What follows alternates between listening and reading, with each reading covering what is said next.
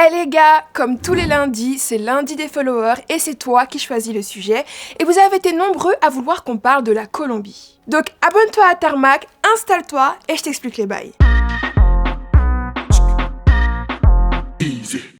Ça fait à peu près un mois qu'on entend parler de la Colombie, de manifestations, de violences policières, mais qu'est-ce qui se passe exactement? En fait, tout a éclaté le 28 avril dernier lorsque le président colombien Iván Duque a annoncé une réforme fiscale.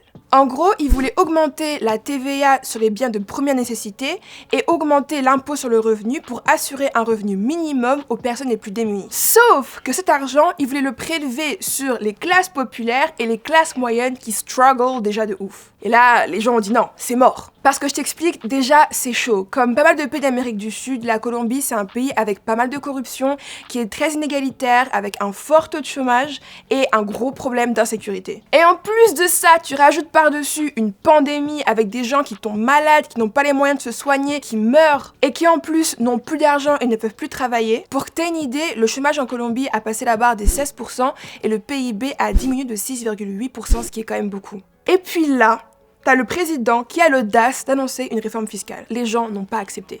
Et d'où les manifestations. Le président a eu chaud, du coup il a suspendu ces réformes fiscales, mais c'était trop tard, le peuple était déjà lancé. Et ils avaient de vraies revendications comme un meilleur accès aux soins et à l'éducation. Les manifestations étaient plutôt pacifiques, pourtant le gouvernement a lancé la brigade anti-émeute l'ESMAD, qui est pas mal controversée et qui a exercé une répression assez violente sur les manifestants. On parle de morts, de personnes blessées, de personnes violées et de personnes disparues.